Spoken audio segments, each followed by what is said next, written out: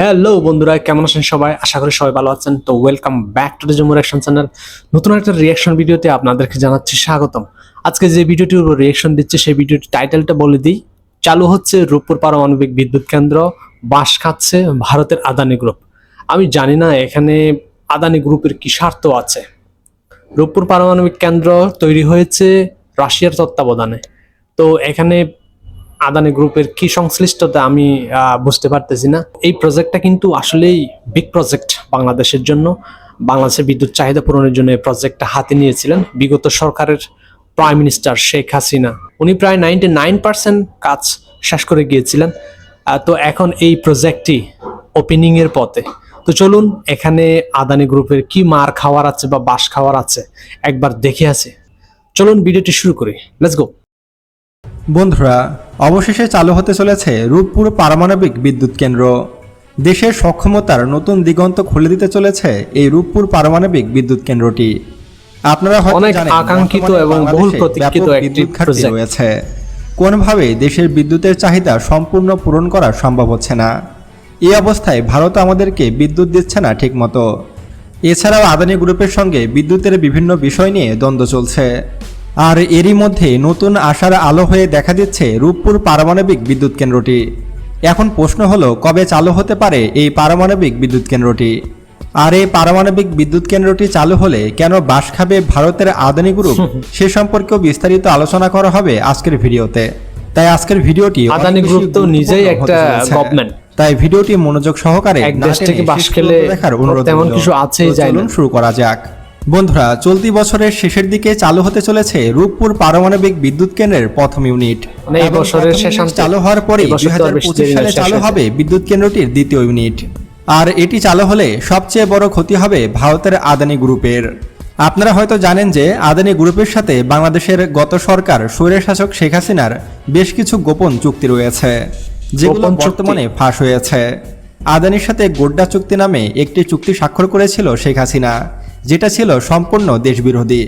আদানির গোড্ডা চুক্তি বর্তমান সরকারের গলার ফাঁস হিসাবে দেখা দিয়েছে। আপনারা হয়তো অনেকে জানেন না গোড্ডা চুক্তি আসলে কি। শেখ হাসিনা ও আদানির মধ্যে যে গোড্ডা চুক্তিটি হয়েছিল সে সম্পর্কে আগে কিছু তথ্য আপনাদেরকে জানিয়ে দিই। ভারতের আদানি গ্রুপের কাছ থেকে বিদ্যুৎ কিনতে সাবেক প্রধানমন্ত্রী শেখ হাসিনার করা গোড্ডা চুক্তি সরকারের গলার ফাঁস হয়ে দাঁড়িয়েছে। বর্তমানে বাজার মূল্যের চেয়ে কয়েক গুণ বেশি দরে কেনা আদানির বিদ্যুৎ আগামীতে আর 1 মেগাওয়াটও না নিলেও এ প্রতিষ্ঠানটিকে প্রতি বছর $400 মিলিয়ন ক্যাপাসিটি চার্জ দিতে হবে, বাংলাদেশি টাকায় যার মূল্যমান কোটি টাকা। অর্থাৎ আমরা যদি আদানি গ্রুপের কাছ থেকে কোনো রকম বিদ্যুৎ নাও কিনি, তারপরও প্রতি বছর কিন্তু প্রায় 5,000 কোটি টাকা আদানি গ্রুপকে আমাদের দিতে হবে ক্যাপাসিটি চার্জ হিসাবে। আর এটাই হাসিনা ও আদানি গ্রুপের মধ্যে হওয়া গোড্ডা চুক্তি নামে পরিচিত। তবে খুব শীঘ্রই এই বৈষম্যমূলক গোড্ডা চুক্তি বাতিল করতে পারে বর্তমান বাংলাদেশ সরকার। এরই মধ্যে ভারতের আদানি গ্রুপের কাছ থেকে বিদ্যুৎ আমদানি চুক্তিতে শুল্ক কর বিষয়ে অনিয়ম রয়েছে কিনা তা খতিয়ে দেখতে মাঠে নেমেছে কাস্টমস গোয়েন্দা ও তদন্ত অধিদপ্তর সিআইডিপি।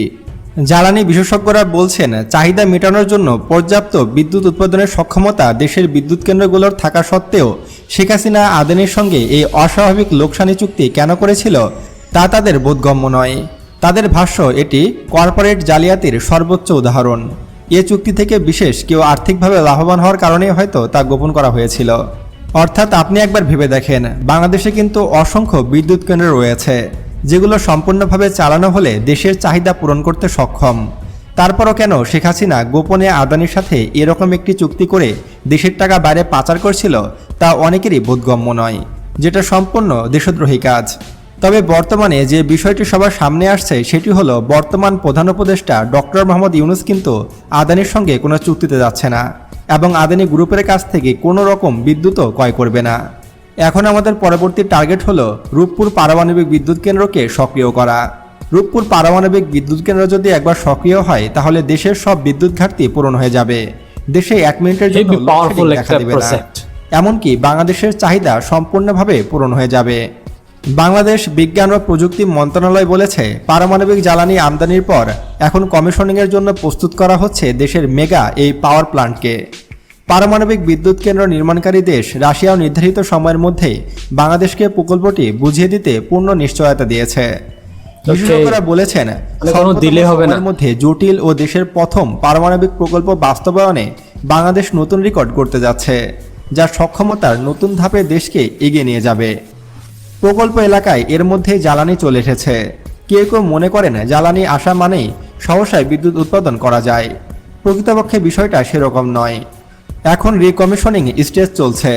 এর মধ্য দিয়ে Nuclear আরো waste। 3টি ধাপ শেষ করলে আমরা বাণিজ্যিকভাবে বিদ্যুৎ উৎপাদনে যেতে সক্ষম হব। এর সঙ্গে গ্লিড ও অন্যান্য বিষয়গুলোর কাজ যদি সঠিকভাবে চলতে থাকে, তাহলে অল্প সময়ের মধ্যে বিদ্যুৎ উৎপাদনে ট্রায়াল বা পাইলট কমার্শিয়াল অপারেশনে যেতে সক্ষম হব। অর্থাৎ তারপর থেকে বিদ্যুৎ উৎপাদন হওয়া শুরু হবে। আপনারা হয়তো জানেন যে 2013 সালের অক্টোবরে রূপপুর পারমাণবিক বিদ্যুৎ কেন্দ্রের ভিত্তি স্থাপন করেন সাবেক প্রধানমন্ত্রী শেখ হাসিনা। 2013 সালে আর এই শুরু হয়েছে, রূপপুর পারমাণবিক মানে বিদ্যুৎ প্রায় 11 কেন্দ্রটিতে বছর রানিং আমাদের সর্বাত্মক সহায়তা করছে এখনো শেষ কিন্তু হয়নি। রাশিয়া। প্রযুক্তি থেকে শুরু করে বিভিন্ন রকমের প্ল্যান্ট বসানো, এমনকি ইঞ্জিনিয়ারিং সকল কাজই দেখাশোনা করছে রাশিয়া। আর আপনাদেরকে বলে রাখি, রাশিয়ার সহায়তা ছাড়া কোনোভাবেই রূপপুরে এরকম পারমাণবিক বিদ্যুৎ কেন্দ্র স্থাপন করা সম্ভব হতো না। তাই বলা যায় যে রাশিয়ার সহযোগিতা এবং বাংলাদেশিদের টাকায় এই রূপপুর পারমাণবিক বিদ্যুৎ কেন্দ্র তৈরি হচ্ছে। এখন আপনাদের মনে প্রশ্ন জাগতে পারে যে রূপপুর পারমাণবিক বিদ্যুৎ কেন্দ্র থেকে আমরা কি পরিমাণ বিদ্যুৎ পেতে পারি। বন্ধুরা, আপনাদেরকে জানিয়ে রাখি যে এই রূপপুর পারমাণবিক বিদ্যুৎ কেন্দ্র থেকে কিন্তু আমরা মোট 2400 মেগাওয়াট বিদ্যুৎ উৎপাদন করতে সক্ষম হব, যা বাংলাদেশের মোট বিদ্যুৎ চাহিদার 1/4।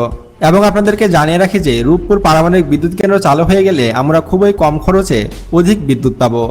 এতে করে আমাদের বিদ্যুৎ বিলও কম আসবে এবং বছরের পর বছর এই বিদ্যুৎ কেন্দ্রটি চলবে, এবং এটি চলবে ইউরেনিয়ামের দ্বারা, আর যে ইউরেনিয়াম রাশিয়া আমাদেরকে দেবে। এখন যদি পুরোপুরি রূপপুর পারমাণবিক বিদ্যুৎ কেন্দ্রটি চালু হয়ে যায়, তাহলে সবচেয়ে বড় বাস খাবে ভারত, বিশেষ করে ভারতের আদানি গ্রুপ। কারণ তখন আর বাংলাদেশের বিদ্যুতের প্রয়োজন পড়বে না, বরঞ্চ আমরা আরও ভারতের কাছে বিদ্যুৎ রপ্তানি করতে পারবো। বন্ধুরা, আপনারা হয়তো জানেন যে ভারতের সবচেয়ে বড় শত্রু কিন্তু পাকিস্তান, এবং পাকিস্তানের সাথে বর্তমানে জম্মু কাশ্মীর নিয়ে ভারতের যুদ্ধ লাগা একটা অবস্থা তৈরি হয়েছে। যে কোনো সময় যুদ্ধে জড়াতে পারে এই দুইটি পরমাণু শক্তিধর দেশ।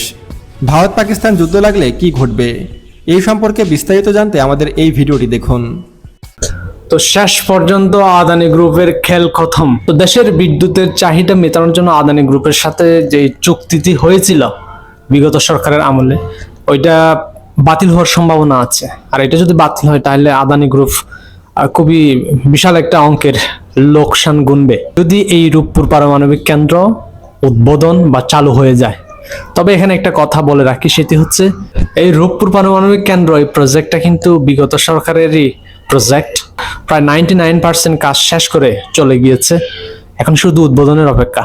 তো সেক্ষেত্রে এই প্রজেক্টের পুরো ক্রেডিট বিগত সরকারের আমলেই বিগত সরকারকেই দিতে হয়। কারণ বিগত সরকার যদি এই প্রজেক্টের জন্য সাহস না দেখাইতো, তাহলে কিন্তু এই রূপপুর পারমাণবিক কেন্দ্র কোনোদিন বাংলাদেশের মাটিতে হতো না। তো বন্ধুরা, এই বিষয়ে আপনার কি মত অবশ্যই কমেন্ট সেকশনে জানাবেন। আদানি গ্রুপের সাথে বিদ্যুতের জন্য যেই চুক্তিটা হয়েছিল, ওই চুক্তিটা কি বাংলাদেশের সরকারের রাখা উচিত নাকি বেরিয়ে আসা উচিত? প্লিজ কমেন্ট সেকশনে জানাবেন আপনাদের কি মতামত এই ব্যাপারে। আর ভিডিওটি যদি ভালো লাগে একটা লাইক করবেন, চ্যানেলটি সাবস্ক্রাইব করে পাশে থাকবেন। আজকে পর্যন্ত, দেখা হবে নতুন কোনো একটা ভিডিওতে। আপনারা সবাই ভালো থাকবেন, সুস্থ থাকবেন। Take care.